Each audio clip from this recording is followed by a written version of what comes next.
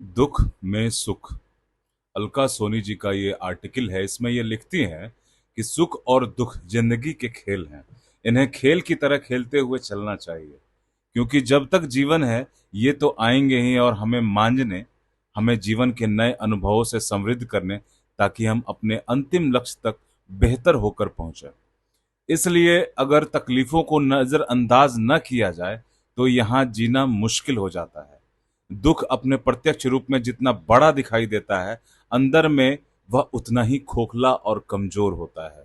अगर विचारों को मजबूत बनाकर रखा जाए तो दुख हवा के झोंके के साथ गायब होने वाले पानी के बुलबुलों की तरह हो जाते हैं।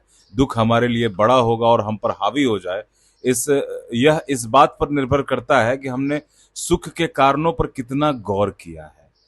कई बार दुख आता है, लेकिन अगर हम उसे अपनी प्रकृति का हिस्सा मानकर अपने ऊपर से गुजर जाने देते हैं तो वह नए अनुभव दे जाता है, जो सुख का आधार बन सकता है। वहीं अगर हम उसे अपना हिस्सा बनने देते हैं तो सुख के संभावनाओं को कमजोर कर देते हैं।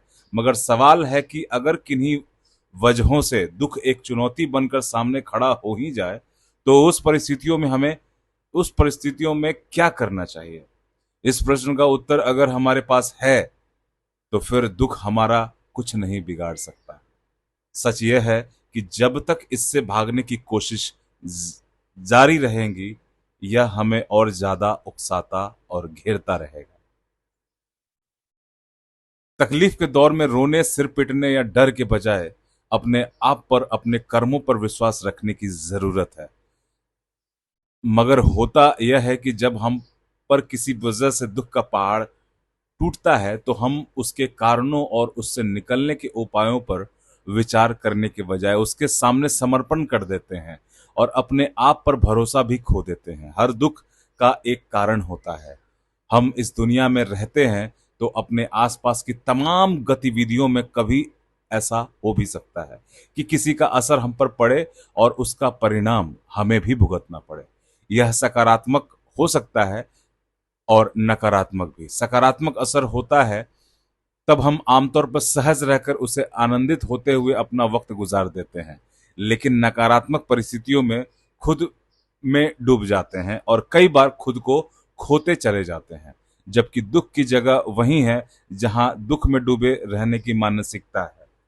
अगर किसी के भीतर दुख से लड़ने का हौसला है, तब उसका आधा दुख यूं ही कम हो जाएगा। बाकी दुख से लड़ाई शुरू करते ही दुखों से मुक्ति मिलने की प्रक्रिया शुरू हो जाती है। हाँ, अगर हमारे भीतर यह वहम बैठा हुआ है कि हमें केवल सुख ही मिलना चाहिए, तो इस दुनिया में जीवन गुजारते हुए यह न तो संभव है, न ही स्वाभाविक। यह दुनिया हम मनुष्यों को यह समझने के लिए बनी है कि जीवन में कुछ भी निश्चित नहीं है। अगर हमारे जीवन में बहुत दुख है तो हम अपनी तुलना उन लोगों से कर सकते हैं जो हमसे ज्यादा दुखी और परेशान है। खुश रहने की कोशिश करना और दुखों से मुक्ति पाने का एक सबसे शुरुआती और आसान रास्ता है।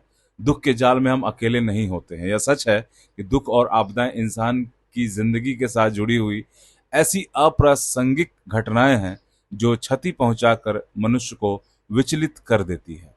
कभी कभी तो विवेक से रहित इंसान सहन शक्ति के अभाव में अपने होश खो बैठता है। हालांकि एक आशावान मन उससे बिना डरे सकुशल बाहर निकल जाता है और निराश मन अपने भाग्य को रोता रहता है। अंतर केवल दृष्टिकोण का रहता है।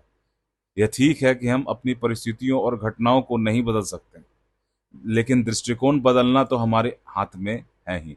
परीक्षा के समय हम देखते होंगे कि कई विद्यार्थी इसके तनाव का डटकर सामना करते हैं, तो कई हार मान लेते हैं और अवसाद में चले जाते हैं।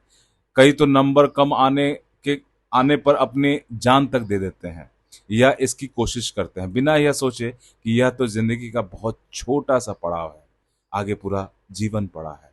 इस तरह के बच्चों की हार के पीछे आमतौर पर उनके अभिभावकों के सपनों का बोझ होता है, जिसके नीचे कई बच्चे दब कर दम तोड़ देते हैं। हर एक दिन एक जैसा नहीं होता है। प्रकृति का नियम है कि रात के बाद दिन जरूर आता है। यहाँ कुछ भी स्थायी नहीं है। बुरे वक्त में हमें भी सुख रूपी सवेरे का खुशी खुशी इंतजार करते रहना चाहिए। इसलिए दुख से भागने की नहीं, सामना करने की जरूरत है। यह सबके जीवन को मांझता और मथता रहता है। जीवन की हर पल और अनुभव का सामना करना ही जीवन की खूबसूरती है, और इसी में जीवन में संपूर्णता है। आज अगर बुरा वक्त चल रहा है तो कल अच्छा समय भी आएगा, जब हमारे बिगड़े हुए सभी काम फिर से बनने लगेंगे। यह सारी उथल पुथल थम जाएगी और जिंदगी फिर मुस्कुराने लगेगी। जिस तरह तैराकी सीखने वाला हमें जल की धारा में यूं ही उतार देता है ताकि हम हाथ पैर चलाते हुए तैरना सीख जाएं, उसी तरह वक्त से मिला दुख हमें मांझ कर निखार देता है। धन्यवाद।